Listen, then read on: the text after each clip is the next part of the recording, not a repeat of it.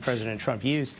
And so it opens up everything, and basically he pleads to whatever they wanted to plead to, and they will immunize him for other acts. So the answer to your question is no, he has to admit everything that pertains to his life and of use to the government. So there will be things that he will tell them the government may not have known about. I imagine there's a lot of things that the government didn't know about Paul Manafort.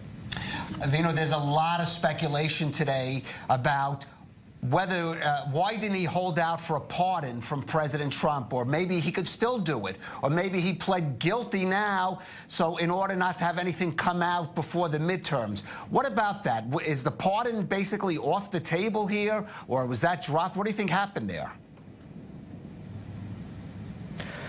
I think a calculation whether, look, President Trump is going to do whatever President Trump wants to do. The problem with the pardon for President Trump is that at that point, Paul Manafort, if President Trump were to pardon Paul Manafort, that would not prevent Paul Manafort from testifying against President Trump.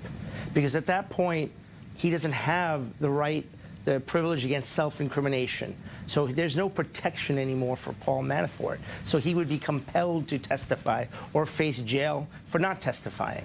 So really, a pardon creates a very tricky situation for President Trump. And furthermore, it could potentially add another strike against President Trump in the obstruction inquiry against him. And speaking of the president, Vinoo, to what extent does this plea deal now turn up the heat on President Trump and the ongoing Mueller investigation?